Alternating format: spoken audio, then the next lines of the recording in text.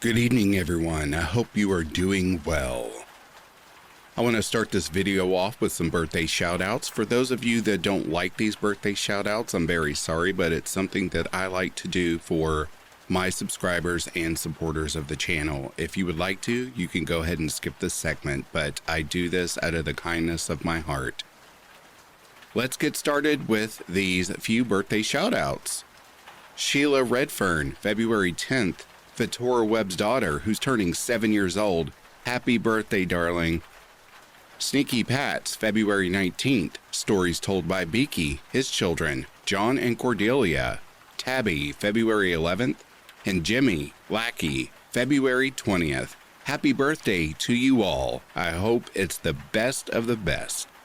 Please don't forget, down in the description box, you can find the link to my merch store. You can also buy me a coffee if you like what you are enjoying. And as well, you can become a member of Back to Ashes for only $1.99 a month, which includes perks such as getting early releases to videos and getting a special shout out at the beginning of every single video, plus more. With that being said, it is time to go back to ashes. For when we return to the ashes, we arise a better, stronger, and happier person in the morning. Now, it is time for your dose of vocal melatonin. Tuck in, get warm, and enjoy these true ghost stories.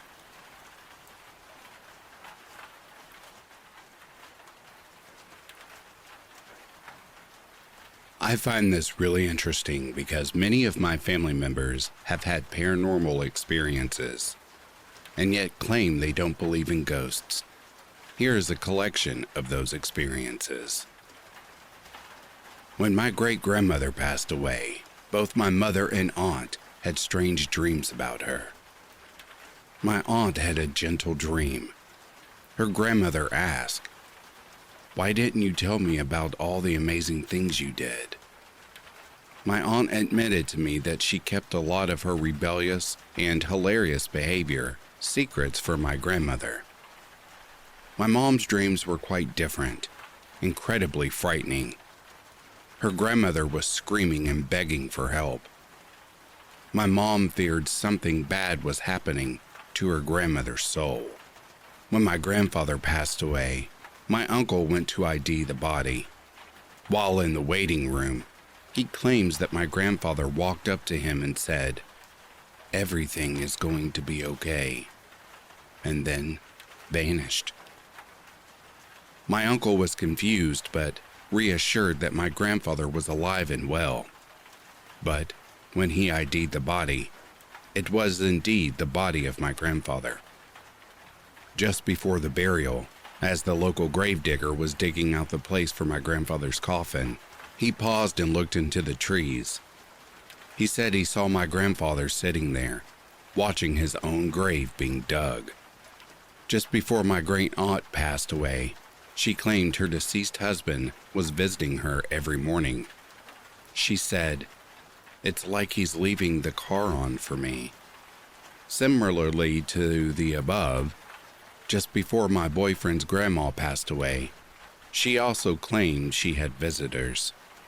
Her deceased husband, mother, and son visited her one by one and told her it was time. Each visit, she refused to go, saying, "Not yet." My family had 2 cats, and I found one's body after it had a tragic accident with a car. For the next month, I thought I saw the ghost of my cat. It kept walking by doorways. Our cats were different colors, and sometimes the other was sitting right beside me. All in all, I really truly believe I can see these ghosts.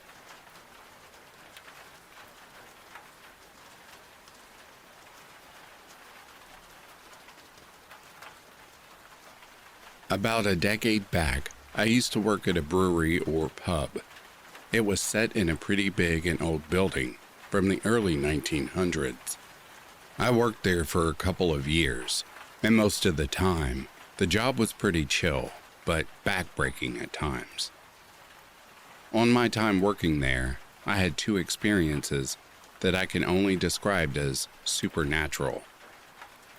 The first one, it was a particular late night, and I was tasked with closing up the hangar/loading docks. Closing it up was making sure there wasn't anything obstructing where the trucks would park, stacking up any loose crates, turning the lights off, and locking it all up. I was about done, so I turn off the lights, and as I'm making my way to the door, a beer bottle comes rolling towards me from the dark between the tall stacks of crates. It wasn't forceful or anything. It looked like someone gently placed it on the floor and just rolled it towards me. I didn't think too much of it, so I picked up the bottle and placed it inside a half-empty crate. I turned around, and as I started walking, another bottle comes rolling from the same place. Then another one. Tired and thinking it was a coworker trying to mess with me, I shout, "Hey, all right, you got me. Come on, I gotta close up."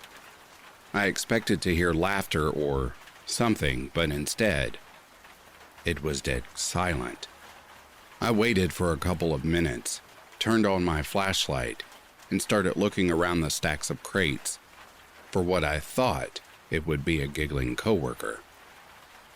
After searching each corner and turn, I gave up. I was a little weirded out at this point, but I just picked up the two bottles from the ground and placed it in the same crate as the first one. I turned off my flashlight and shouted at the darkness, "All right, I'm locking up. See you tomorrow." Just as I finished saying that, a crate full of bottles fell from one of the stacks and landed 2 feet away from me. Glass shards and beer exploded everywhere. The next day, I told my boss about it, and he said it was probably a rat. The thing is, those crates, when full, probably weighs about 20 pounds. How could a rat push something that heavy? Talking to my coworkers, they told me that they've also experienced weird stuff during closing hours. My second experience happened again when I was closing the place. This time, I was closing the pub. When closing the pub, the last thing you usually do is restock the walk-in freezer. The freezer is probably just as old as the building itself, and it sits underground, right beneath the bar. I was down there filling that enormous thing with kegs and crates. Being a very old freezer from a time when safety wasn't a big concern, the thing doesn't open from the inside. No handle, just nothing. It's just a flat, plain, steel door. So, I did what I always did when I had to go inside that thing. I put a keg securing the door open. I was halfway through the task when I hear the door slamming shut. I rush towards the door, but it's locked shut. I started pounding on it, but the only other person there was my boss in the office, 2 floors above me, probably with his door closed. I tried my phone, but since I'm locked underground inside a steel and lead box, I had no service. I was wearing only jeans and a t-shirt, so things were getting chilly really quickly. My face was going numb and my hands were going stiff. I made a blanket out of cardboard, but it was doing very little keeping the cold at bay.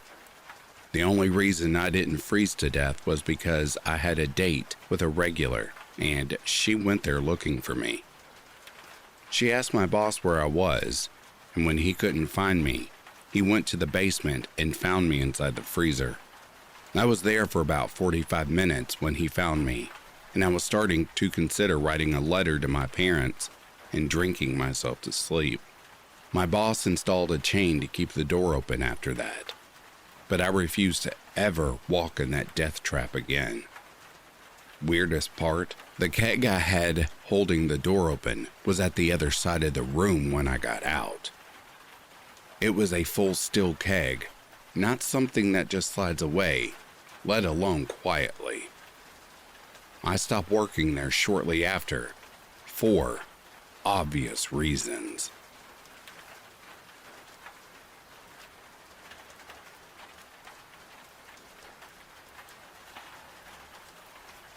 When I was 15, I lost my grandmother to cancer.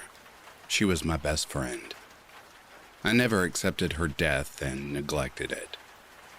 Even though I was in pain, I would have dreams where I would beg her to stay. She loved me back and she would always ignore me. I felt she hated me.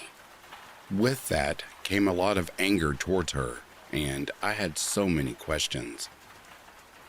I've had many ghost events happen in my life, but I always chose to brush them off and say I'm too tired and it's just my imagination. Now, keep in mind, I have depression. My mother goes to a family friend medium to connect with her father. This medium always felt the need to tell my mom that bad spirits are latched onto me and have always been with me and feed off of me. Of course, my mother shared that with me and her concerns. I didn't believe in ghosts, so I brushed it off. Until much later on, at 19 years old, I still had not let go of her. I played the Ouija board with a couple of friends, begging her to come through. Sadly, she never did. The spirits were respectful and said that she had not fully passed over yet to communicate, and it would always spell out time. I felt 4 years was a long time already. I didn't like that answer. I took the board home with me and played it alone. That was then when I realized it was all real. I asked questions, it answered. It was real. Ghosts were real. It was not my grandmother. It was a good spirit at first who said I could talk to it. I cried and said I wanted to kill myself. It said no, but then the speed changed. It started going fast and spelling Zozo over and over now. I've seen many YouTube videos to know it wasn't a good spirit anymore. I thought it was all fake, but it happened right in front of me while I was alone. You would imagine I said goodbye and stopped, but I kept trying to get my grandma. I couldn't give up, but it kept going back to Zozo. Now I've tried to play with friends for fun now. I'm 21. I thought it was past me with this Zozo spirit. No matter who, no matter how many people, if I'm touching the board, that's the only spirit that would come through. I stopped playing because everyone was scared, including myself. Since all that, I've acknowledged that there are, which I regret because they make it known they are. Some good, some nice and warm and comforting. Others, not so much. For a while, I feel myself getting touched in bed, and even sometimes going as far as sexual touching. I get pinned and I can feel it, but I can't stop it. I just lay there and cry. I tried sage and it never worked. My negative energy is just too strong, I guess. I just don't know what to do or how to make it all go away. I know it was stupid when I was young and I just wanted to talk to her, but I regret it. I needed to get this weight off of me. If any of you have any suggestions, all would be appreciated. I have to get rid of this negative energy in my house.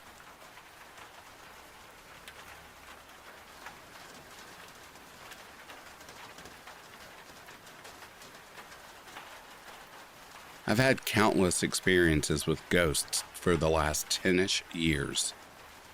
I think I brought it into my life by constantly using a Ouija board when I was in high school. Here are a couple of examples. When I was in high school, I used to clean my uncle's house for money when he was away at work. I always thought the house was really creepy and weird things would happen. My dog would get locked in a room, etc. I live in the north where it is pitch black in the winter months for most of the time. I was finishing up cleaning for the day and was vacuuming, and I looked up at the window in front of me and I saw a dark figure behind me in the hallway. The window was kind of like a mirror because it was so dark outside. As soon as I squinted to try and see more clearly what it was, all the lights and power in the house shut off. The vacuum shut off. The lights shut off. It was just pitch black and silent. I ran outside down the street and didn't look back. My most recent experience was this. 6 months to a year ago, I started experiencing strange things happening in my apartment. Someone would knock on the door and I would open it and nobody was there, etc. One night, my husband was out of town and I was sleeping in the apartment alone. I keep my bedroom door closed because our dogs sleep with us and I don't want him roaming the apartment at night.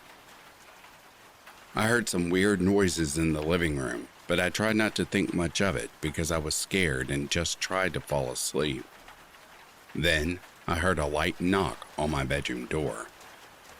This freaked me out, but I didn't do anything and just ended up going to sleep. As I said above, I've had countless experience with ghosts, so maybe I was just used to it. In the morning, I went to the living room, and in the middle of the room, on the ground, was a perfectly straight, fake vine laid out on the floor. For decor, I had vines wrapped around the curtain rods. I have no explanation other than a ghost for this because to take these down, you need to go up on a ladder or chair to unravel these vines.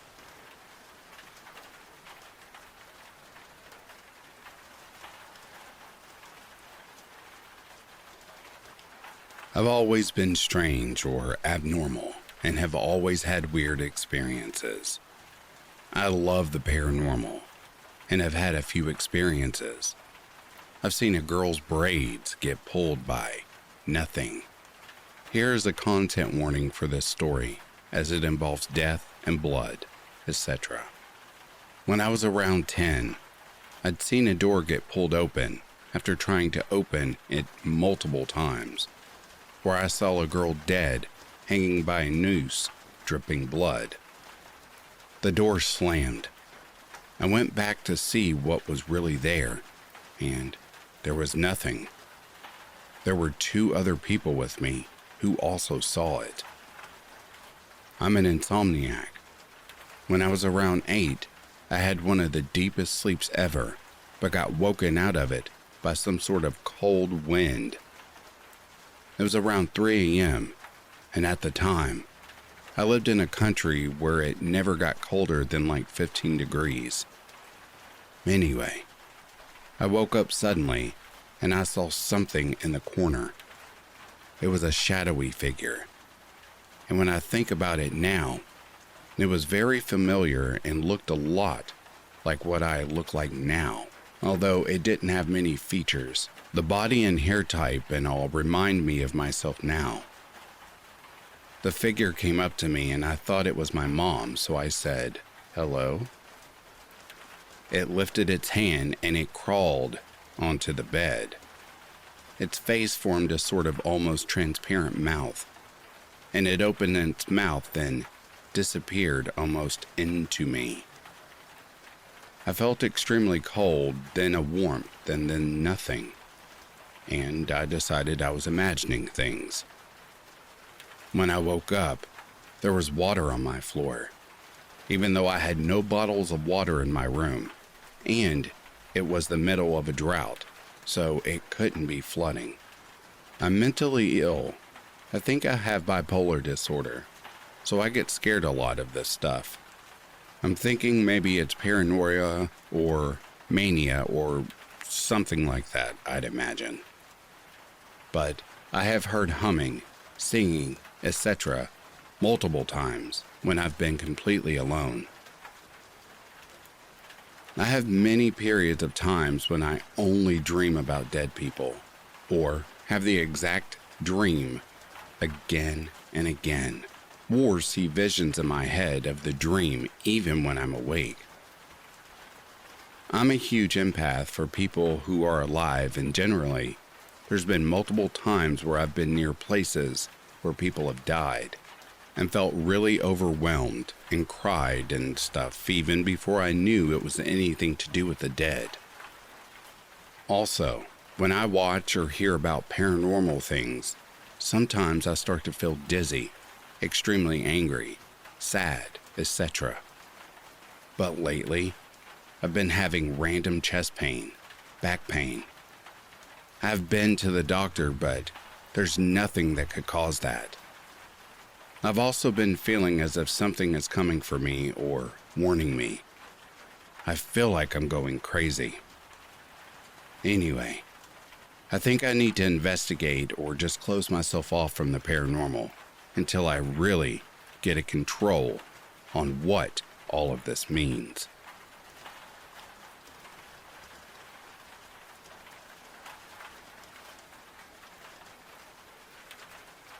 I've had experiences with ghosts or similar things most of my life.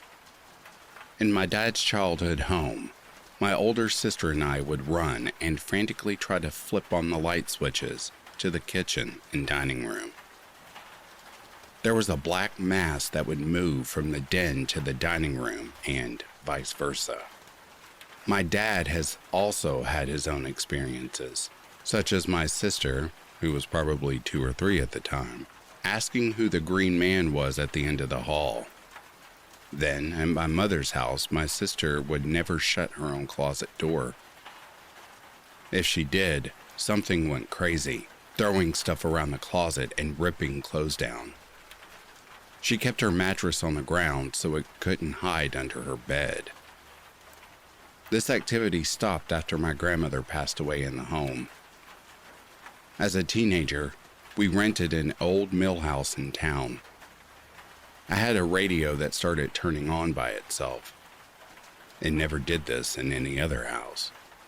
So I unplugged it, but it still turned on. Whatever it was liked to scare me to death with the radio, turning on as soon as I reached the counter or went to bed. It even did this with my friends over. One night, my friend said, "Hey, there's something over there with you." A dark shadow was standing by the bookcase next to the couch. I jumped up to sit with her on the love seat. The large cup of tea I had set on the floor next to the couch was now pressed up against the top of the arm of the couch. When we both saw this, it crashed to the floor. We ran out of the house. I also had scratching in my closet. Recently, my family had moved into my dad's house, not his childhood home. My dad hasn't had any experiences in this house. The other day, I woke up and went to the hall bathroom, which is tiled. My dad's bathroom is on the other side of the wall. As I walked in, it sounded like someone held something glass above their head and slammed it down into the tile next to me as hard as they could. I felt the impact through my feet. The vibrations were so strong. The shattering sound was so loud, my husband heard it in the bedroom. That evening, I asked my dad if anything fell in his bathroom. The only explanation I would have for this. Nothing fell. Nothing was moved.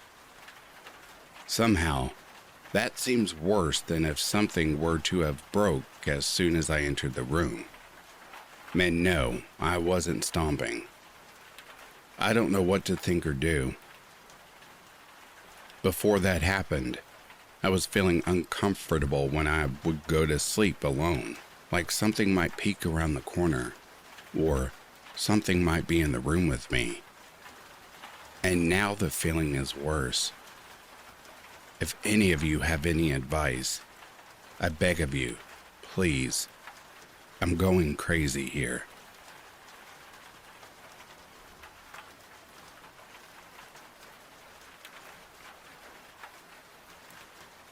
My nan passed away 5 weeks ago, although she'd been poorly for a long time. No one was expecting her to pass away the way she did. It all happened way too fast. We had a tumultuous relationship.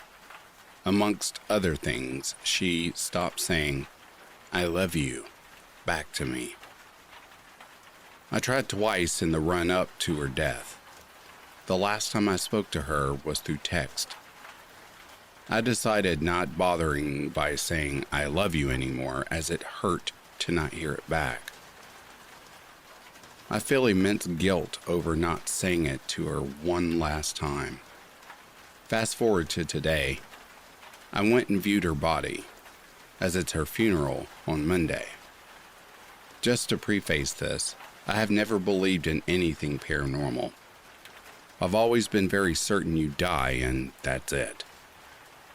The woman that worked there said she'd stay with me a couple minutes to make sure I was okay, as unfortunately there were obvious signs of decomposition. Nothing odd happened in those 2 minutes. Then she left. I then stood next to my nan in silence for a couple of minutes, not sure what to say. So I blurted out, "Hi, Nana." The light above my head flickered. Oh, just weird wiring, I thought. I said, "I love you and I miss you." It flickered again. I stood there silently crying for a couple more minutes. The lights didn't flash. Then I said, "I'm so sorry I was such a shitty granddaughter.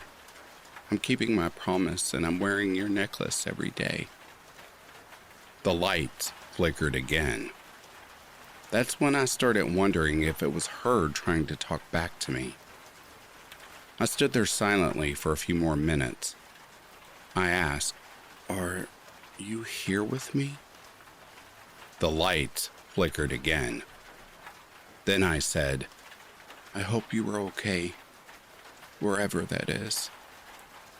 More flickering lights. I stroked her hair for a couple of minutes and gave her a forehead kiss, and then I said, "I'm going to leave now. I love you." The lights flickered again. It's worth mentioning that the light fitting had 4 bulbs in it, and all 4 lights were flickering. This was spread out over 30 minutes. Emotionally, I have no idea how to process this. Single-handedly, the most bizarre experience of my life. That was so cathartic. I was nervous going into the room, as the woman who worked there warned me that she was in bad condition.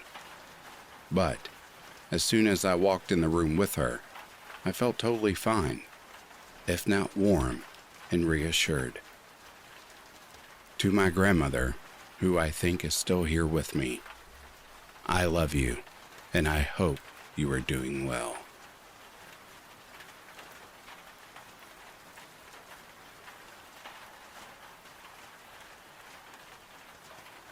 Hey, so I wanted somewhere to share my experiences. So I thought I would write this down to share with all of you. My encounters with ghosts have been pretty short so far. So I thought I would put it down in writing for all of you. To this day, I am convinced that my workplace is haunted. I had my first encounter while at work one evening. I was a little late, and a coworker and I were staying behind to clean up after the others had left for the day, which is something we do regularly. I was going about my business and cleaning up, but when we were done and heading back to the sluice, my coworker and best friend forever noticed I had a pretty large oil stain in the shape of a handprint on my upper back. At first, I was suspicious of my coworker, thinking that she had placed her hand on my back. But we later compared her hand to the hand on my back, and her hand was way too small. Thinking back on it, I never felt anyone put their hand on my back while I was working. That and the stain was so visible. If someone had actually had their hand on my back, they would have needed to keep it there for a while, and while I was moving about. I find this pretty freaky. I still have no clue where it came from or how it got there. My second and most recent encounter happened 2 days ago. The weather was pretty bad, and the power ended up going out, halting production. The foreman and assistant foreman told us to go wait in the sluice, but it got a bit crowded, so we eventually shuffled into the cafeteria. My best friend and I were made to go clean up like usual, but since it was almost pitch black, we couldn't see anything and thus also finished off with all the machines the best we could. When we got back to the sluice, we both saw someone standing by the racks where we usually hang our work clothes. But when we got around the corner and out from behind one of the shoe racks, there was no one there. We looked into the foreman's office that is attached to the stairwell, and when we looked into the other sluice that is right beside the one we use, no one was there. The weirdest part is that we both saw two different ghosts. I saw a short and stubby one, while my best friend saw a tall and lanky one. By far the weirdest experience I've had so far. Here's an update, as I forgot one story in this. So, the one I forgot about happened a while ago. I was visiting my best friend and we were watching The Conjuring, as most people do. I had turned on some candles for a subtle ambience. Well, while we were watching the movie, one of the candles she lit almost went out, while the other one was standing perfectly still. What I find scary is that the candle only moved whenever something happened on screen. This candle was on a shelf, mind you. I got so creeped out that I eventually just blew out the candle. Something I should note is that my best friend has an attachment. Her words, not mine. And now I'm pretty sure something has latched onto me as well. Her house has this old sword that she says has the souls of all its victims trapped inside, even the original owner of the sword. She had experienced way more spooky stuff than I have, and thus has more authority on this particular subject than I do. But, nevertheless, it is kind of scary. Although she has assured me that the ghosts at her home aren't harmful, but they do like to mess around. I don't know. What are your thoughts? Are we just seeing things, or are these ghosts actually real?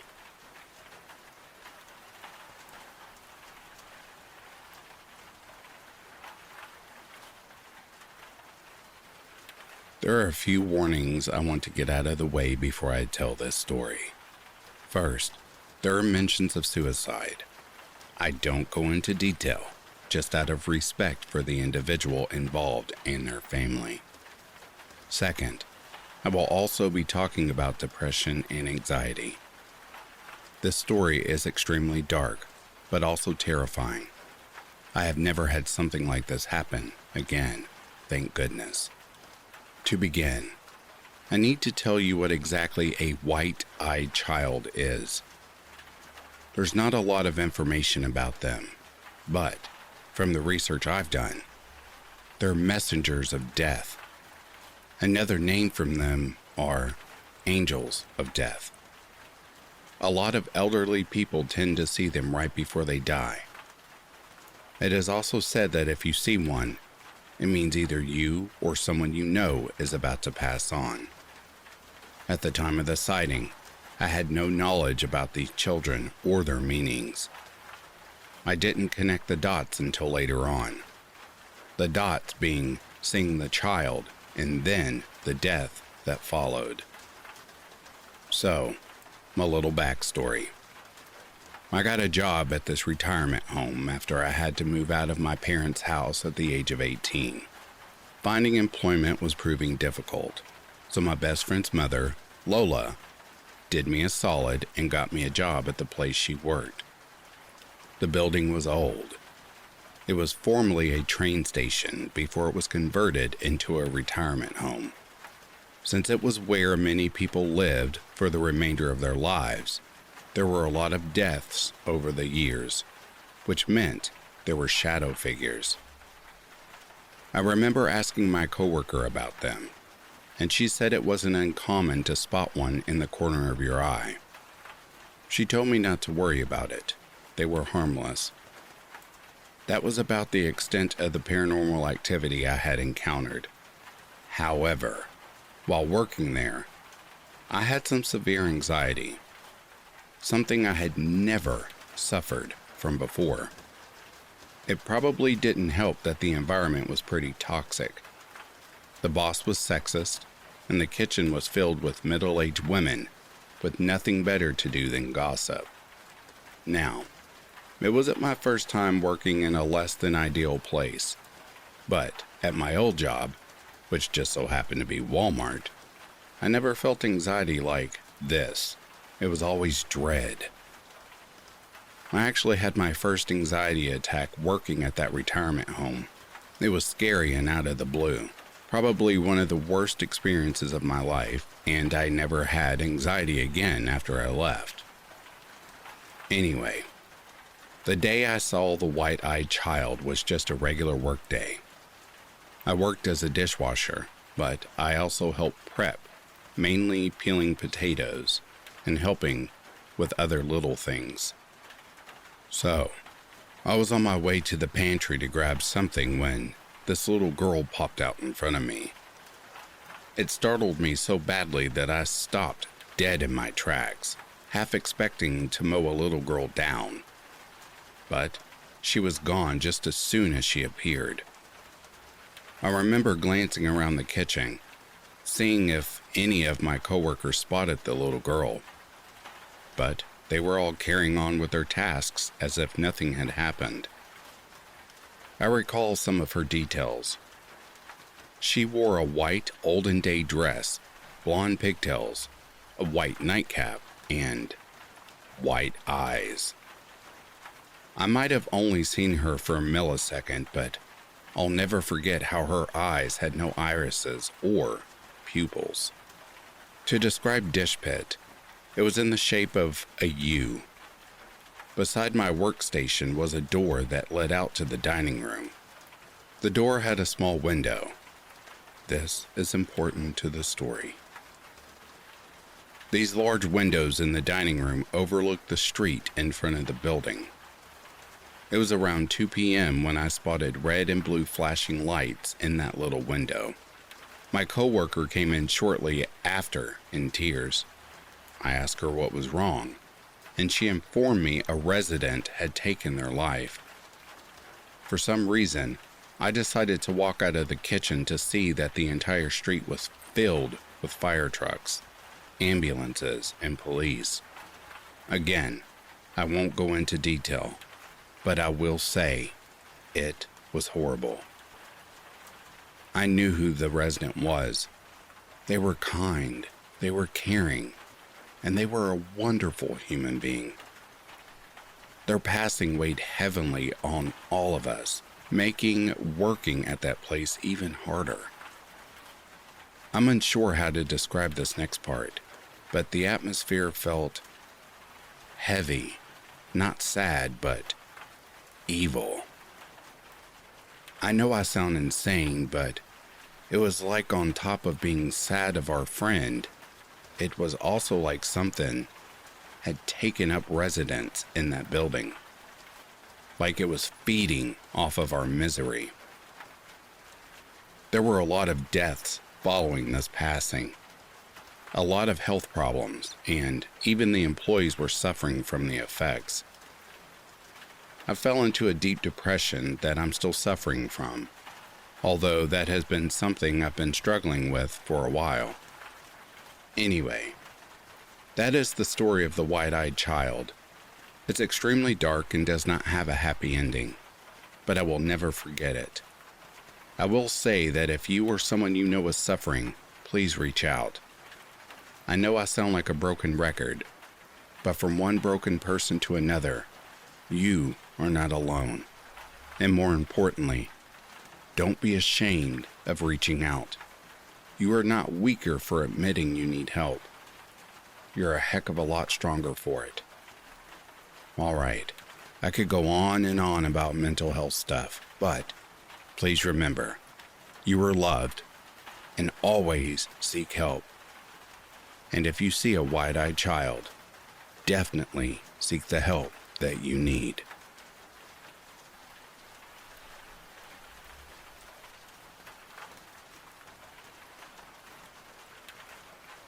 So, my whole life, I have had minor experiences with the paranormal. Things like hearing someone say my name or footsteps when I'm alone in a house or at work. However, I have had two bigger experiences, and this is the scariest one. When I was 20, my parents rented a house, and since I was giving a little for rent, they let me take over the basement. My parents' room, along with my sister's room, and an office were on the second floor of the living room. We had no issues when we first moved in, and for the first few months, which I truly believe was because a friend of mine was staying with me in the basement. After she was kicked out of her house, and she stayed with us only until she was able to get her own place. However, as soon as she left, I began waking up at about 2 a.m. every night and seeing a dark shadow across the room. At first, I thought maybe it was my eyes playing tricks on me, and just tried to ignore it. Around this time, though, I began to get a bad feeling down there and started spending more time upstairs when just hanging out at home. I was working at a pub, and so I would often be home during the day alone while my parents were at work and my sister was in school. It was at this time I started hearing footsteps walk up and down the hallway on the second floor, which I later found out my mom would hear the same thing if she was home alone as well. But whatever was upstairs felt peaceful. Now, this is where it gets a little scary. I started to realize that the dark figure I would see at night was getting closer. I didn't notice right away because it would just stand there. But each night, it was about one step closer than the night before. Now looking back, I probably should have moved into the office upstairs when it got to my bed, but I didn't. The last night I stayed in the basement, I woke up to this black shadow on top of me. I felt as though I could not breathe, and I started to panic, while at the same time, I could not move at all. It was terrifying. I felt like it lasted forever, and yet it was most likely only a few minutes. I took my blanket and pillow and ran up the stairs and slept on the couch in the living room. The next morning, when my mother woke up and saw me sleeping on the couch, she asked me what happened. When I told her what happened, she looked pale, like all the blood had drained from her face. Then, she told me that at the same time she and my dad, who was very much a non-believer, had had a very similar experience. Only, strangely, not as scary, more like a warning. We only used the basement for storage after that. To this day, we think whatever was upstairs was trying to warn my parents of what was happening to me downstairs.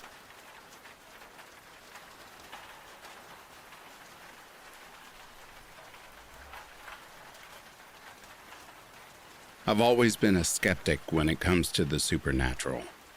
Ghosts, spirits, and all manner of things that go bump in the night. always seem like nothing more than figments of overactive imaginations. The ideas of people who watch too much TV, paranoid and have lived sheltered lives, boring and uneventful lives. That is, until I moved into my new house. From the moment I stepped through the front door, I felt like I was being watched. It was as if the walls had eyes, and every creak and whisper was a sinister laugh directed at me. At first, I tried to brush it off as my own paranoia. How could there possibly be anything haunting a house, let alone anything to be remotely afraid of? Yet, the feeling only grew stronger as time went on. Then, the nightmare started. I would wake up in the middle of the night, drenched in sweat, my mattress and duvet soaked. I had the sense that something was standing at the foot of my bed.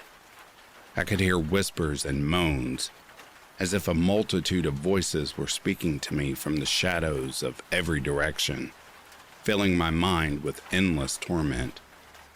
As the days went by, the incidents became more frequent and intense. I would see shadowy figures darting in and out of my peripheral vision, and sometimes I would hear footsteps echoing in the halls, even though I knew I was alone in the house, and that it wasn't possible for someone to be there with me. But the worst was yet to come. One night, as I was lying in bed, eyes closed, trying to fall asleep, I felt a cold breath on my face. I opened my eyes to see a figure hovering over me, its eyes glowing like embers in the darkness. It reached out to touch me, and I felt a chill run down my spine that seemed to freeze me to the core. I tried to scream, but my voice was caught in my throat. Then, as quickly as it had appeared, the figure vanished, and I was left alone in my bed, shaking, and once again, drenched in sweat. But I knew for sure now that I wasn't alone in the house anymore. Something was there. Something malevolent and evil. The next few days were a blur of constant fear, terror, and anxiety. I would wake up in the middle of the night to find furniture overturned and objects scattered across the floor. I would hear voices, something calling my name, and footsteps, and the number of shadowy figures darting across the room increased tenfold. But not just at night or while I was in bed now, but they would appear during the day, no matter what I was doing. Eventually, I couldn't take it anymore. I moved out of the house and never looked back, but the experience left me scarred for life. I realized that there are things in this world that we can't explain, things that defy our understanding and our science. But sometimes, those things are dark and terrifying beyond all measure.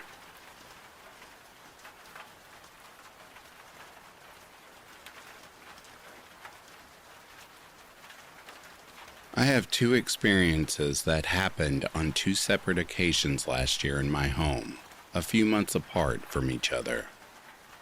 They're nothing too crazy, but I constantly think about them and try to wrap my mind around what could have logically happened, but I just can't think of anything. So, around June or July last year, it was probably close to midnight and I was hungry for a snack. I tried to get my sister to go downstairs with me to the kitchen since I hate going alone, but she refused and so I went by myself. I'm afraid of ghosts, but I've never had an experience or encounter in my home prior to this, so I thought there was nothing to be afraid of, but I still had an uneasy feeling. The dark still creeps me out. To combat this feeling, I wore my wireless headset and left a stream on so I could distract myself while I made my snack. The volume was turned pretty low. Generally have my computer volume set below 50% and the stream volume was even less than that. And I had the right side of my headphones tucked behind my ear to hear if a family member was coming. The stream would also cut in and out since the connection doesn't quite fully reach the kitchen. I mention all this because as I was putting away stuff in the fridge, I hear a clear as day sound say, "Hey," whisper into my right ear, the one with the headphone tucked behind it. Now, I'm one of those people where if something spooky happens, I try to ignore it and just let the feeling pass, which is what I did at first. I tried my ignoring tactic, thinking I was just imagining it, but I started getting chills, and the hair on the back of my neck stood straight up. And I just got an overwhelming feeling of fear. This reaction has never happened to me before, when I've experienced other spooky things I've ignored. So, I whip around, expecting to see someone that might have just snuck up on me, or even an intruder for a quick second. Scanning around to see if anyone might be there. To my shock, no one was. Now, that was my sign to get the F out, so I threw everything back in the fridge and took my snack and ran. My second experience was similar, except I had my headset fully on. I was sitting at my desk doing schoolwork, and my desk is set up in a way where my back is facing the door. I had nothing playing through my headset and was just sitting there with them on, and the door to my room was open. Suddenly, I hear a loud "psst" come from the doorway, which is usually what my mom does when she tries to get my attention with my headphones on. So I thought nothing of it, and I turned around expecting to see her standing in the doorway, only to find nobody there. Now, I would have just brushed this off as nothing, if my dog hadn't also turned to look at the door as it happened as well. This freaked me out a little, as I realized my mom was still at work and no one could have just snuck up the stairs to prank me or anything, since my house is kind of old and the stairs are insanely loud. It's impossible to sneak up those stairs without hearing anyone coming up. I did use the ignore tactic on this so I wouldn't get any more freaked out than I already was, and just ignored that it even happened. I've thought about several factors that might have been the reasons for these, but I essentially debunked them all. Like, you could argue that maybe the "hey" was heard through my headphones, but I did a test and I can confirm I don't hear any audio when it's tucked behind my ear. And it was exceptionally clear it only was my right ear. I thought how the "psst" might have just been a family member downstairs and I just heard it from upstairs. But I can also confirm that my headphones do a pretty good job at blocking sound, especially if it were coming from all the way downstairs, and this was also really close and clear. I've ruled out being tired since both times I was fully awake, and I've also ruled out being in a bad mental state, as I was mentally sound during these occurrences. So, I genuinely don't think I could have just been imagining it. But hey, I could be wrong on any of these. Some other interesting things I might add are that my mom has said she's heard whispering while walking through the kitchen at night before, and that my sister's friends have claimed to see the figure of a man in the kitchen sometimes. The voice I heard that whispered the "hey" to me was definitely a man's voice as well. This might also be worth noting, but on the night of Mother's Day, me and my sister were up late making a gift for our mom. And around the times 2:55 to 3 a.m., the doorbell rang. We ignored the first ring, but then it rang a second time, and our family got up to check both doors to see if anyone was outside. To our surprise, no one was. We also have a gate that's very noticeable when opened and closed that goes all the way around the house. So we would have heard someone open those. Possible if it were a person that could have jumped the gate, maybe? Only after this did those other spooky things happen to me. And now, I got kind of worried that maybe when my family opened the doors that night, we might have let something in. Do you all have any thoughts? I kept thinking about it and trying to brush it off as maybe I'm just crazy and imagined it, but these experiences have stuck with me and I ponder about them a lot. I don't know what we let into our house, but I really hope I'm wrong on this. If anyone has any advice, please let me know.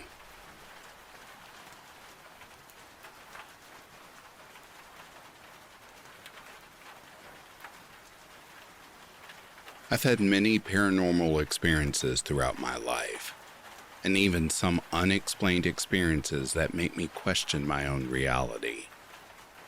If you want to hear more of my experiences, please let me know. I am an open book. I call this one Keys for a very specific reason. When I was in high school, my longtime friend group would hang out regularly on the weekends. During one specific year, we used one house as our hangout spot. One member of the friend group had just moved into this house, and his mom let us do whatever we wanted. For the sake of his privacy, we can call him Dustin. The other members of the friend group were not there for this occasion, so their names do not matter right now. I had an experience at Dustin's house that has stuck with me to this day. Many experiences, actually, but this one in particular. I was at Dustin's house one night, along with his younger sister and his cousin. We were all sitting in his living room, all sharing space on a giant beanbag he owned. We were all excited that night because Dustin's mom had decided to stay at a friend's house that night, so we had the house to ourselves. It seemed like a normal night until, suddenly, we all heard what sounded like a window breaking. It sounded like it was coming from Dustin's little sister's room. Then, it sounded like someone was tearing through the room, throwing things all around and breaking things. Dustin's little sister and cousin began crying and screaming immediately. In a panic, Dustin and I ran to his sister's room, completely unarmed, by the way. We busted her door open, expecting to be greeted with whoever had just broken into the house. However, we were greeted with a room that was completely clean. Nothing was out of place, and the window wasn't broken. We thought that maybe we mistook what room had been broken into. We proceeded to check every room in the house, only to be greeted with the same thing. No windows had been broken, and there was nobody else in the house. We were understandably confused by this. The four of us huddled together on the beanbag once more to console one another. That's when I heard it. The sound that would completely change my perception of the paranormal. Of course, I didn't know at that moment that this sound would have such an impact. It sounded like a set of keys being dropped on a table in his kitchen to our left. I jumped up to investigate, but once again, I found nothing. The rest of the night was uneventful, but we couldn't sleep. The next day, I told my mom about what had happened. She entertained the idea and listened to the story half-heartedly. That is, until I mentioned the set of keys dropping. This made her eyes go wide, which obviously concerned me. She told me that she needed to tell me something. She told me that when she was in high school, Some of her friends were a bit unsavory, but not only was she close friends with a practicing witch, but she even dated a Satan worshiper. It may have been a rebellious teen choice, seeing as how she was actually very religious. He eventually asked her to join in on a seance or a ritual of some kind. She sat in the circle with him but refused to say anything. She told me that during the ritual, things began flying around the room and scared her so bad that she ran out and never talked to that guy again. She said that she felt as though something may have followed her, though. She said that she always felt like she was being watched, and as if something was always creeping up behind her after that. So she told her friend, that is a practicing witch, about this event.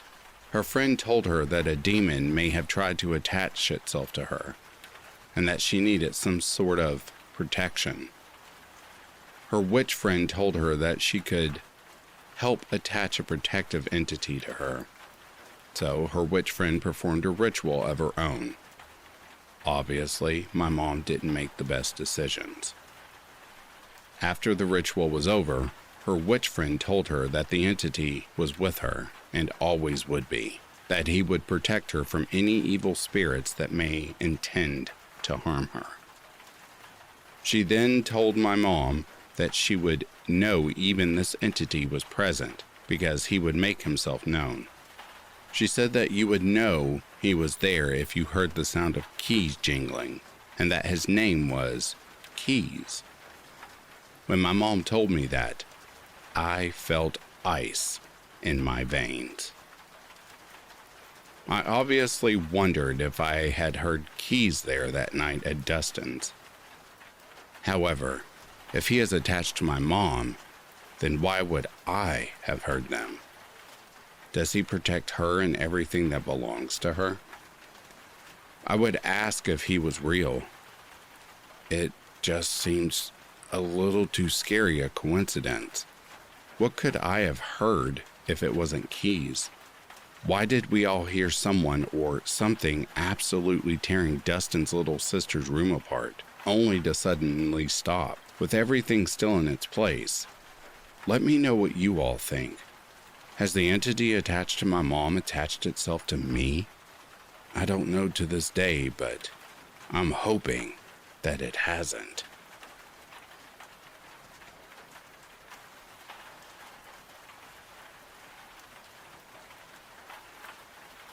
Irish folklore is littered with mysterious and terrifying creatures.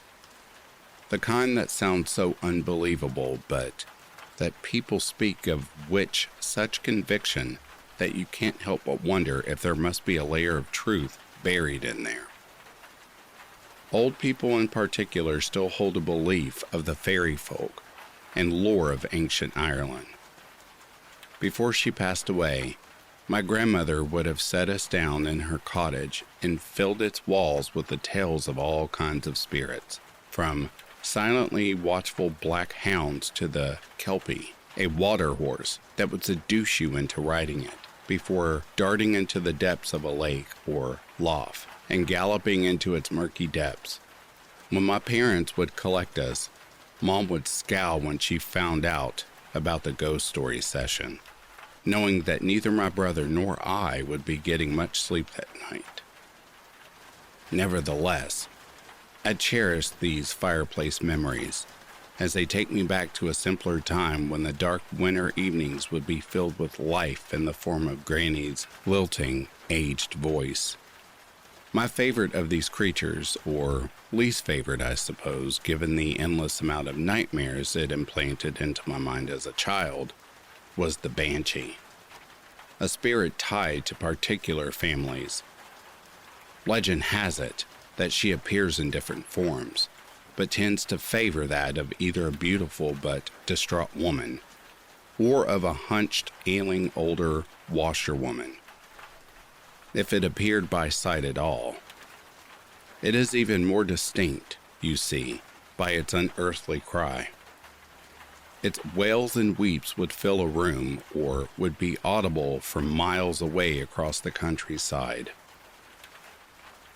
The person who crosses path with the banshee or its cry should quickly alert the family, as this is a signal that someone from the family has died or is set to die. Yes, the banshee is an omen of death. As I grow older, I became cynical to the tales my grandmother had spouted, including that of the banshee. I moved to the city for university at 18, and in immersing myself with life in the modern world, the ways of country life seemed to evaporate. A small-scale reflection of the increasingly modernizing world, I guess. Sad when you think about it, isn't it? That was until one particular summer. My parents had recently downsized to a small cottage deep in the barren Irish West, where the roar of city life was inaudible. I stayed with my parents for the month of July and spent long, languid days roaming the nearby fields and looking out for the signs of wildlife, such as the foxes that roam late at dusk or the bats that flew low along the lanes, which were laden with sprawling plant life. My story begins, I suppose, in the second week of my stay. I had taken too long for twilight walks, making the most of our northern sun, which can see daylight lasting until close to 11 p.m. I was then miles away from the house, but could sense darkness approaching, and decided to make my way home. Nighttime in that part of the country is utterly dark, and not something you want to find yourself swallowed by. It was as I was walking back that I heard it, the most startling, biting cry. It seemed to fill the world around me, as though echoing against stone walls, even though I was surrounded by open nature. I can try to describe it by saying that it was on the one hand the sound of a woman in sharp pain, but equally that of a grieving mother sobbing at the loss of her child. I was momentarily horrified. In one moment, it seemed that all of my cynicism was laid to rest, and that I should run home without question. What sort of horrific creature was capable of producing a sound like this? However, I then tried to apply logic. After all, can't foxes make the most spine-tingling noises when they're distressed or even in heat? There had to be purely natural explanation to this, in spite of how undisputedly unnatural it sounded.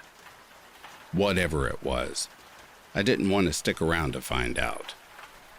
I run home, I decided, and alert my parents just in case someone was genuinely in distress or harm. I began to pick up my pace, breaking into a jog, but something in the peripheries of my vision brought me to a sharp and sudden stop. To my left was bogland, an area that I had been warned never to walk in, as it would be all too easy to sink into the wet ground and become stuck or even suffocated. It was shocking to me, therefore, that in the midst of this bogland stood a woman, long, silvery blonde hair twisting in the evening wind. The relative distance and encroaching darkness made it hard to make her out entirely, but she looked to be in her early to mid-20s, my age, and her face was contorted in what looked like either pain or horror. It was from her mouth, I realized, that the bone-chilling screams were emerging. Initially, I was stunned. This was so adverse to anything I had experienced in this part of the world so far, which seemed so devoid of alarm or drama or consequence. But I shook myself then and called out to the woman as loudly as I could. "Hello? What's wrong? Are you stuck?" She seemed to register me, small eyes turning in my direction. But there was no response, aside from the continuous screech, which now pounded in my head. "Hello? I'm going to try to help. I'll be back as soon as I can." With that, I ripped my eyes from the woman and darted back to the house as quickly as I could. I was around a mile away, but phone signal was limited in that part of the country, and I knew I needed to get home in order to do something to assist the woman. It would have been a risk to my own life to have walked across the bogland toward her. When I got home, my parents' warm faces quickly dropped to looks of alarm upon registering me. "What is it? You look as if you've seen a ghost." I quickly filled them in on what I'd seen, and they sprung into action, grabbing the phone and alerting the local Garda, our police force. In the meantime, my father and I leapt into the car to make our way back to the spot, whilst my mother waited for the Garda to arrive. By car, we were there within minutes, and I quickly directed my father to where I'd seen the incident. I pride myself on my sense of direction, and the lane is fairly straightforward, so I utterly bemused when I realized that there was no woman in sight, nor sound within earshot bar the stranded noises of a country evening. We scanned the area, but still nothing. When my mother arrived with a constable, he questioned me about where I'd seen the woman and raised his eyebrow when I said that she was no longer there. "There's no way she could have been submerged in that space of time. You said she was standing fully upright when you saw her, right?" "That's right. She was a bit of distance away, but it didn't look like her legs were submerged at all. It was the screaming that made me run for help." He nodded. "Okay, son, thank you. Could you very clearly tell me once again exactly what you saw? Try not to miss anything out." I did so, relaying the story to him again and trying to interpret his facial reactions as I did so. He remained quite neutral, writing my account onto his notepad. When I finished, he paused before speaking slowly. "Right. I'm going to say first off that, given how few people live around here, I myself can't say that I know of anything fitting that description. I like to think I know each and every one around these parts. However, I'm going to file a report and investigate this further. It might be that she got herself free and walked off again." Here he stopped and bit the end of his pen, looking thoughtful before continuing with some visible discomfort. "I want to thank you for alerting me about this. I just want to say, though, before I set off, I've heard of cases like this in the past. Figures, women, appearing around the countryside and alarming a passerby with their car. Again, officially I'm going to handle this as I'd handle any other case, but I want you to do me a favor. Check in with your family this evening and see how they're doing. It might sound odd, but can you do that for me?" Dad looked perplexed at this and seemed like he was going to ask further questions, but Mom interjected, nodding. "Yes, officer. I think I understand you. We'll do that." With that, we drove home. The darkness of the land around us was impenetrable, aside from the light of the car's full beam. It was a moonless night. We didn't need to contact our family members that evening. Well, we got in contact, but what I mean to say is that they reached out first. My mother's brother-in-law had sent her a message when we'd been out. The message wasn't long. It simply read, "Hi, Bridget. Tried to contact you, but no reply. Please call." When Mom got through, she was distraught to find out that her sister had passed away that evening. It had been a sudden medical event that nobody had predicted. Aunt Sarah had been living with her husband and family in the USA for years. We saw her biannually most years, but the death shook us up nonetheless. In the evenings that followed, we sprung into action, assisting with funeral arrangements in whatever way we could, and booking flights to Boston.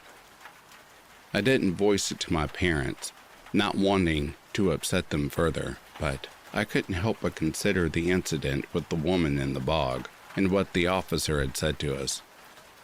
My logical mind tried its best to protest, but my memory kept tiptoeing back to the stories my grandmother had told me years ago, particularly those of the banshee.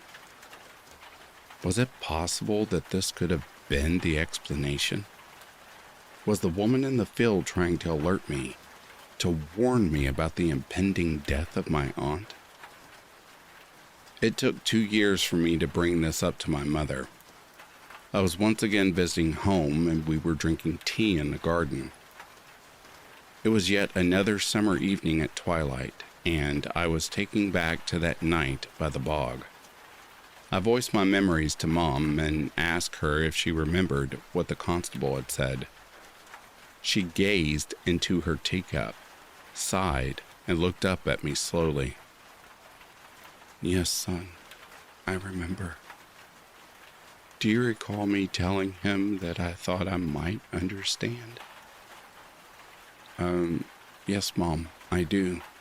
Your dad, was ready to question him. Well, this might sound crazy to you, but I did understand. You see, about 3 years ago before that, something similar had happened. I took an intake of breath, and she must have seen my eyes widen.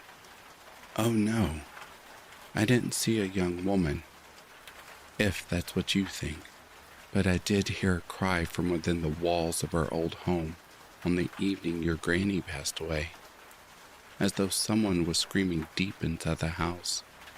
Of course, the difference is that we were prepared that time. We knew it was only a matter of days or hours, but I did hear the cry. It terrified me at the time. It's part of the reason we sold up and moved to this cottage." I was dumbstruck. When I finally found my voice, I told her I hoped she hadn't come to hate the new house to following what I had seen 2 years before. "Oh no," she responded. No, I actually think it's helped me deal with the first occasion, believe it or not. You see, I think maybe it's not a bad thing. She was distressed, you say, when you saw her there. The woman in the bog, I mean. Well, perhaps she was just as sad as we were. Perhaps she's just part of the family. I do wonder if anyone has seen or heard her in the past. Your grandmother, well, you remember her stories. I used to grimace when I came home to you and your brother shuddering on her sofa. I still stand by that." She smiled wistfully at me as she said this, and I was transported back to the corner of the old couch. But it could be that she knew there was some truth to behind what she was saying. Perhaps your grandmother, my mother, had seen our sad friend too. With that, she finished her tea, lifted both cups from the table, and walked to the sink, leaving me filled with thoughts, nostalgia, and an overwhelming sense of closeness to my own family, culture, and land that I hadn't felt before.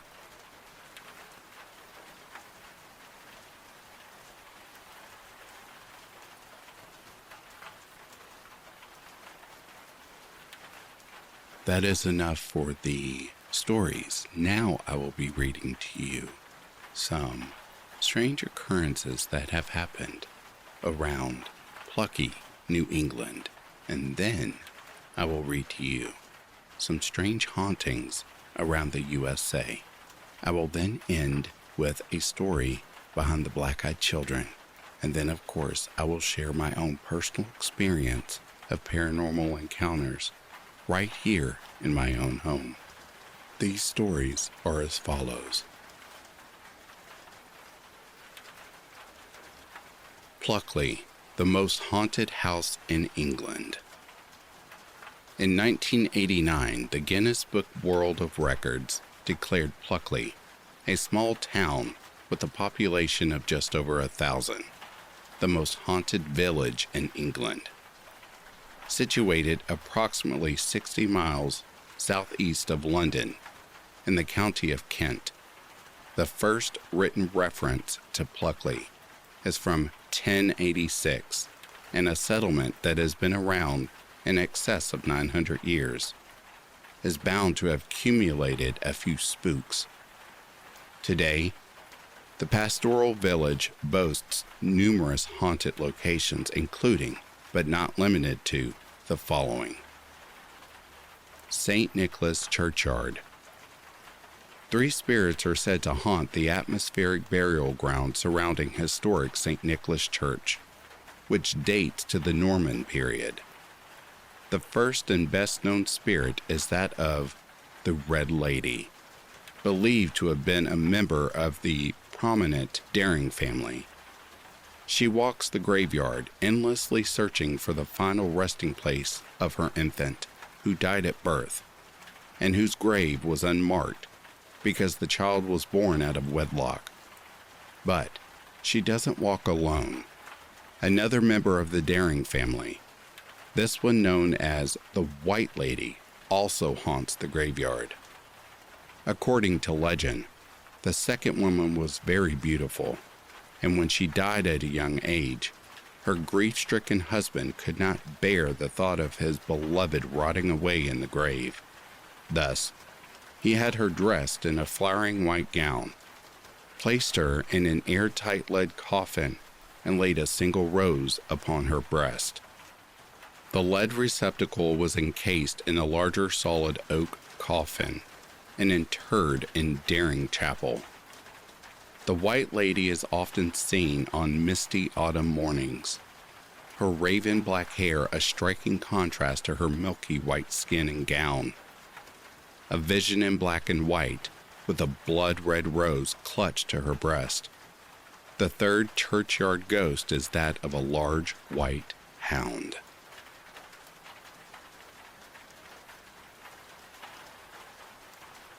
The Black Horse Inn. This pub occupies a 15th century farmhouse once encircled by a deep moat. A mischievous poltergeist who seems to delight in hiding things from both customers and staff haunts the premises, and on one occasion, locked the landlady out of her establishment. Other supernatural activities includes an unseen hand that lifts cutlery and other items, and the spirit of a woman in a red dress observed entering and leaving various upstairs rooms. Old Bakery. During the renovation of this property, directly across the street from the Black Horse, an old Victorian fireplace was removed, revealing the original hearth and disturbing something that had been at rest for many years. The sounds of phantom feet stomping across the floor towards the fireplace disturbed residents, and they complained of cold spots near the hearth even in the warmest days.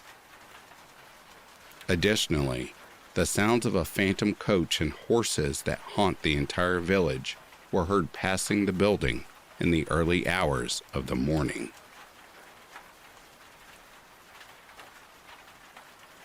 Former Blacksmith's Arms.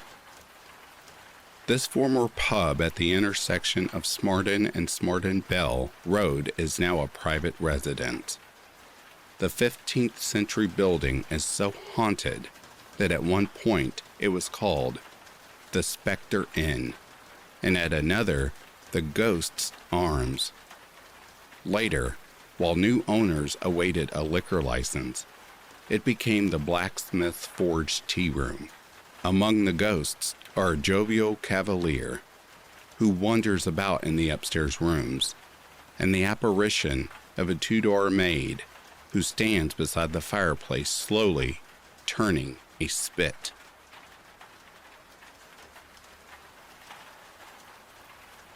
Dickey Bus's Lane. Just to the west of Smarden Road, one comes to Dickey Bus's Lane, named for Richard Buss, a local miller.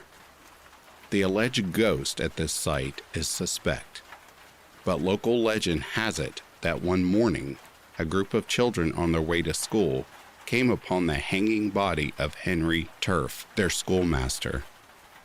Turf was indeed a Pluckley schoolmaster, and he died April 11th, 1940, and there's no evidence he committed suicide.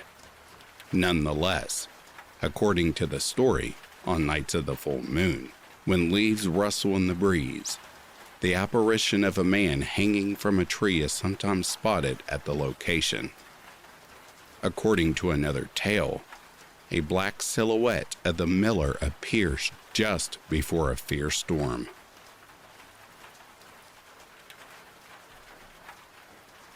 Daring Arms. Taking Station Road approximately 1.5 miles south of the downtown area, one comes to the Grove in the Daring Arms, now an upscale seafood restaurant and bistro. This former haunting lodge is haunted by an elderly lady wearing a Victorian dress and bonnet. The ghost appears to be of flesh and blood, and is so real she has been mistaken for a waitress in period costume. Pluckley Brickworks. West of the Daring Arms is a site where bricks and tiles were once produced. In 1877, a wall of drying weld clay became unstable and buried a man alive. The unlucky worker was Tyler J. Smith, employed by the Pluckley Brick and Tiles Company. People say that Smith's cries for help can still be heard coming from the location. There have been a few sightings of the man's ghost. Another version of the story suggests he fell into a clay pit and slowly suffocated to death. A second tale is that of a young man who had his arm torn off in machinery at the brickworks, and his cries of agony reverberate throughout the area, including Daring Wood. Elvie Farm Country Hotel. The main hall on this medieval farm was built in 1406, and the location has a colorful history. It is believed French prisoners were held on the property during the Napoleonic Wars. Sir Edward Daring is said to have hidden at the farm prior to his capture. During the English Civil War and during World War II, a Spitfire crashed into the paddock. The ghosts, however, have nothing to do with any of these events. In 1900, Edward Brett and his family were living on the property, and one day he gave his wife 15 shillings and a penny to each of his children. Then, after whispering to his wife, "I will do it," he calmly walked into the old dairy building and shot himself. Both members of staff and guests have reported hearing a disembodied voice whispering, "I will do it." Guests have also reported seeing a spook in one of the bedrooms. But whether this is Brett's apparition or that of someone else, no one knows. The bedroom ghost is often referred to as Old Bill. Greystones. This large, white house on Station Road was built in 1863 and once served as a residence of the local curate, during which time it was known as Rectory Cottage. The grounds are haunted by a monk who is observed floating about among the trees. According to legend, during Tudor times, a monk became infatuated with a lady who lived at nearby Rose Court, and after she took her own life, died of a broken heart, possibly near the site of the present-day structure. Rose Court. The lady to whom the infatuated monk lost his heart lived at Rose Court, an old home built sometime between 1660 and 1760. After the young woman's father forbade her to see the penniless monk, she drank a concoction of poisonous berries and died. In addition to the lady's apparition, said to manifest between 4 and 5 p.m., presumably the time she died, people have reported hearing phantom whispers and indiscernible snippets of conversation in both the house and grounds. Pinnock Bridge. Just past a sign reading Smarden and Bethersden lies a little stone bridge spanning a tiny stream. The story goes that an eccentric old gypsy who eked out a meager living gathering and selling watercress to villagers had a habit of sitting on the bridge smoking her clay pipe and drinking from an ancient flask in the early evening. Unfortunately, one night she fell asleep, possibly from too much alcohol, dropped her pipe, and her skirts burst into flame. The following day, all that was left of the crone was a pile of ashes, the battered flask and shattered pipe. Shortly after her death, locals reported seeing a flame-engulfed human figure screaming in agony.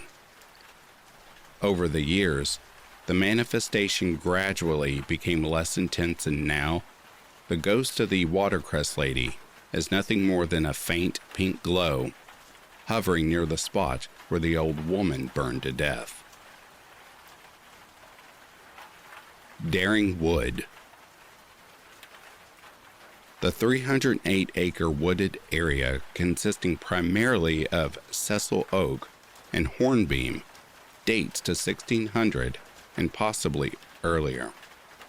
While small by American standards, what it lacks in size, it more than makes up for in ghosts. Also known as Screaming Wood, those who dare walk the footpaths at twilight are sometimes scared out of their wits by a sudden, blood-curdling, ear-splitting scream emanating from deep within the forest. Fright Corner. An ancient hollow tree once stood at the location known as Fright Corner, at the intersection of Smartenbell Road and Green Hill Lane on the edge of Daring Wood. This was where Robert Du Bois, a notorious but unimaginative highwayman, would hide within the hollow and jump out at his intended victim, frightening the individual before robbing him or her. Because he never varied his method and people had grown tired of his antics, one night a group of men accosted Du Bois and ran him through with a rapier, pinning his body to the trunk of the tree. The tree eventually rotted away, but local legend has it that sometimes at twilight on winter evenings, the tree with the highwayman pinned thereto reappears. Others claim that on occasion, the spirit of the robber jumps out at those walking along in the area. Phantom Coach. In addition to the foregoing haunts, the highways and byways of Pluckley, particularly those in the vicinity of Maltman's Hill, are traveled by a spectral coach and horses. Although a few claim to have seen this phenomenon, most witnesses report hearing the thundering hoofbeats of horses and the rattling wheels of a conveyance that never materialize.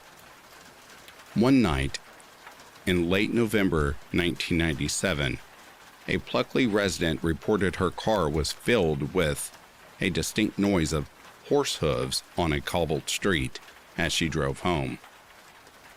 On another autumn night, a grandmother driving home from babysitting her granddaughter met a coach pulled by 4 horses, initially believing it was somebody driving an antique coach. She came to a full stop and noticed bright lights coming from inside the carriage as it passed. It wasn't until she looked into her rearview mirror and saw nothing that she realized she had seen a ghost. 7 Halloween Haunts. The Dakota Apartments, New York City. One of the many wraiths stalking the Dakota Apartments at 1 West 72nd Street in Boris Karloff, who interprets his rest to return to his old abode just once a year on Halloween night. Karloff, born William Henry Pratt, like Lon Chaney, Bela Lugosi, and Vincent Price, is one of the true icons of horror films. He wasn't a handsome man, and after he was cast as the monster in Frankenstein, the actor became closely associated with that role.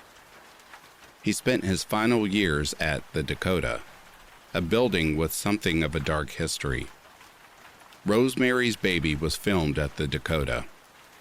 Karloff was distressed that children in the spooky old structure avoided him because of his somewhat fiendish appearance, and none came to the door on Halloween night. When he died of emphysema on February 2, 1969, a superstitious doorman at the Dakota quipped, "He'll be back. Wait and see."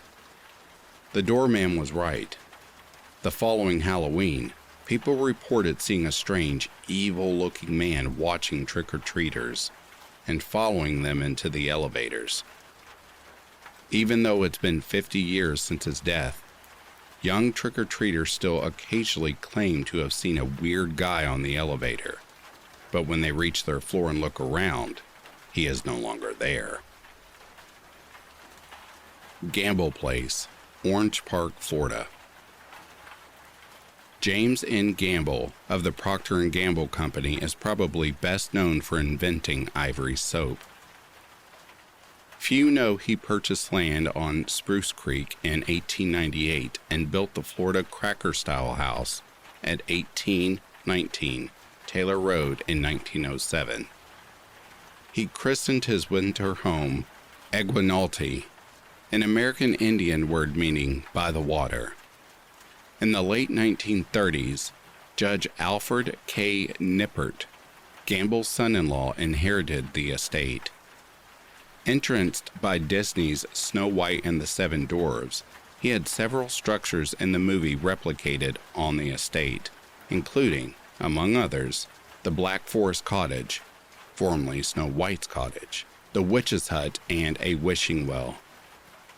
The ghost said to walk the estate on Halloween night is that of a long-time and dedicated old caretaker, who, once a year, strolls Gamble Place making sure all is well. Oak Grove Cemetery, St. Mary's, Georgia. One night, in the 1960s or 70s, a group of thrill-seeking teenagers got the fright of their young lives when they saw what they described as an angel strolling through the moonlit cemetery. Someone later decided the perambulating angel had to be the splendid sculpture watching over the graves of Frank P. Page, 1859 to 1893, and Camden Mason Sheffield, 1869 to 1897. According to the story, Sheffield was originally buried at Sheffield Cemetery, northwest of Kingsland, against his wife's wishes. So, without the knowledge of her in-laws, the young lady had her husband disinterred in the dead of night, transported the coffin to St. Mary's, and laid him to rest beside Page in Oak Grove Cemetery. It was some time before Sheffield's father found out what his daughter-in-law had done, and he wasn't happy. But alas, there was nothing he could do about it. No one knows about the relationship between Sheffield and Page, but more than likely, Page was one of Mrs. Sheffield's relatives. No one knows why the angel allegedly steps down from her plinth and walks the cemetery on Halloween night either. Though the graveyard is closed at night, as recently as Halloween 2001, 2 ghost hunters reportedly saw the heavenly creature gliding about among the tombstones in the light of the moon. Ocean-born Mary House, Henniker, New Hampshire. It is said that at midnight on October 31st, a coach pulls up to the front of the old Georgian home at 618 Bear Hill Road, and a tall, Titan-haired woman steps out. According to legend, the lady is none other than Mary Wilson Wallace, aka Ocean-born Mary, who was born July 26, 1720, aboard a ship overtaken by pirates. When the leader of the lawless crew saw Mrs. Wilson holding her newborn daughter, he offered to spare the ship if she would honor him by naming the child Mary for his mother. The young mother agreed, and the pirate left the ship momentarily, returning with a bolt of luxurious green silk brocade for Mary's wedding dress. She grew into a striking woman, 6 foot tall with flaming red hair and eyes like emeralds. And when she married James Wallace in 1742, she wore a dress sewn from the exquisite fabric. Her sons and sons-in-law became successful, prominent men, and she was living with her son, William, when death claimed her on February 13, 1814, at the age of 93. The house on Bear Hill Road was the home of her other son, Robert, and so far as is known, she never lived there. However, James Wallace, Mary's spouse of 39 years, died October 30th, 1781, and some surmise Mary's annual haunting could be a reenactment of events that transpired at the time of her husband's death. St. Rita Catholic Church, Chicago, Illinois. On All Souls Day, November 2nd, 1961, in excess of a dozen parishioners at the old Spanish Moorish-style church at 6243 South Fairland Avenue were keeping vigil when the organ began to play. The organist wasn't at the keyboard, and when the men and women looked toward the organ loft above the main entrance, they beheld 6 robed, semi-transparent figures, 3 in white and 3 in black, the faces and hands of whom were obstructed by their garments. Terrified, the congregants rushed towards the door as the spiritual beings floated downward to the main floor, gliding above the pews. Then a disembodied voice implored, "Pray for us," as a chill of wind of unknown origin swept through the sanctuary, and the doors were flung open by unseen hands. Since that time, others have reported seeing groups of people in robes both inside and outside the church around Halloween.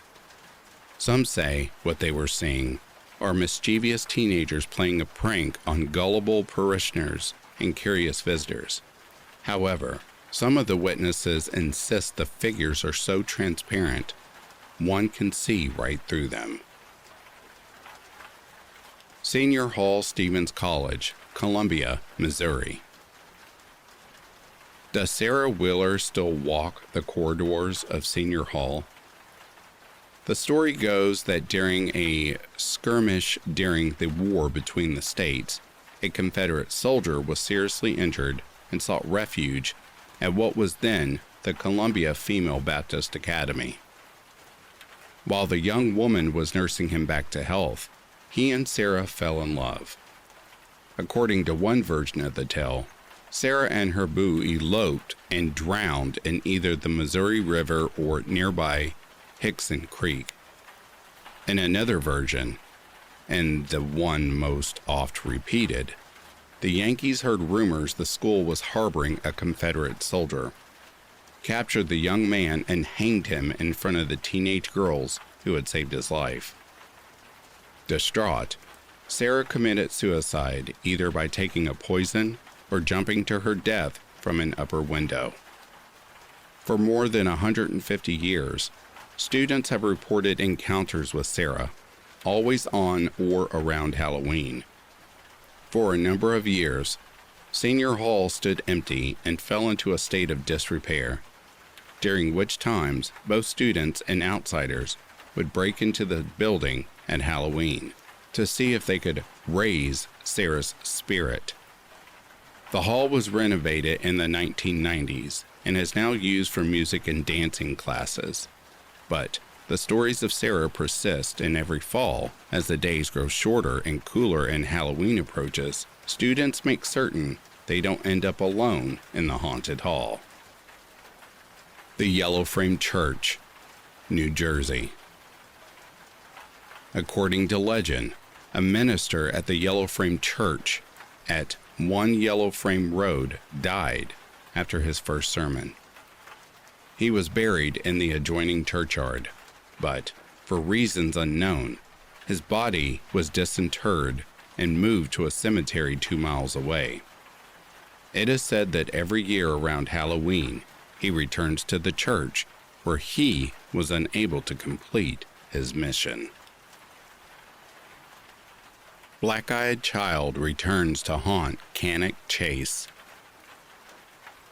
A leading paranormal investigator has scoured a Staffordshire beauty spot following chilling sightings of a phantom known locally as the Black-eyed Child. Lee Berkeley launched an in-depth investigation of Cannock Chase after reports of the ghoulish apparition has returned to the sprawling Heathland. The spectral child is believed to be the restless spirit of either Christine Darby, age 7, or Margaret Reynolds, 6, both of whom were sexually assaulted and murdered by Raymond Leslie Morris in the 1960s. Morris was accused of assaulting and killing several little girls. However, the bodies of Darby and Reynolds were the only two found in the area where the black-eyed child has been spotted. The ghost was first reported 30 years ago, sparking worldwide interest, and is today a cult internet sensation. Recent descriptions of the girl, who has coal-black pits for eye sockets, are identical to those chronicled in the early 1980s. Lee, author of books about the paranormal, was stunned recently when he received a new eyewitness account of the black-eyed child. Alerted by what sounded like screams, a shocked woman came across the wandering, sightless specter while walking Birch's Valley. "We instantly started running towards the noise," she said. "We couldn't find the child anywhere and so stopped to catch our breath. That's when I turned around and saw a girl standing behind me, no more than 10 years old, with her hands over her eyes. It was as if she was waiting for a birthday cake. I asked if she was okay and if she had been the one screaming. She put her arms down by her side and opened her eyes. That's when I saw they were completely black. No iris, no white, nothing. I jumped back and grabbed my daughter. When I looked again, the child was gone. It was so strange." On his paranormal website, Lee, 28, and himself from Cannock, said the woman's experience mirrors the earlier sighting. "In the summer of 1982, my aunt was 18 years old, and she and her friends would often meet in Cannock Chase in the evening time. Probably in much the same way many teenagers still do today. One evening, just before dark, she heard a little girl frantically shouting for help, rushing to locate the sound. She stumbled upon a dirt track and caught sight of the girl, about 6 years old, running in the opposite direction. When my aunt caught up, the girl turned around and looked her in the eyes and then ran off into the dark woodland. Her eyes had been completely black with no trace of white. There was a police search, but to no avail. At the time, no one had any reason to believe anything paranormal was going on. The girl certainly appeared to be of flesh and blood. There have been similar sightings of black-eyed children around the world. Some people believe them to be extraterrestrials, vampires, or ghosts, said Lee. But there is one big difference between the sightings around the world and the stories coming out of Cannock Chase. Only on Cannock Chase do the sightings consistently happen during the daytime or just before sundown. In the U.S., many reports suggest black-eyed children appear in groups, regularly knocking at the door of unknowing victims and asking quietly if they may come inside. Before I end this segment, I promised you listeners that I would share my own paranormal experience here in my own home. I will make this short and brief. Somewhere between the hours of 3, 4, or 5 a.m. I live in a single home. There is no attic to my place. I hear nothing but heavy footsteps walking above me. Keep in mind, there is no attic. Also, in the middle of my hallway is a cold spot that I cannot describe. I feel no evil from this entity, but it still has me wondering, what does this entity want? It doesn't speak. I've never seen it. I can only hear it. Heavy, loud, thumping footprints right above me. What are your thoughts on this? I still investigate to this day, and I remain calm as I do not believe this entity is evil. I thought I'd like to share that with you. And this, dear listeners, is the end of True Ghost Stories. I hope that you are resting well and Slumberland is treating you beautifully. Until next time, I'll read to you soon.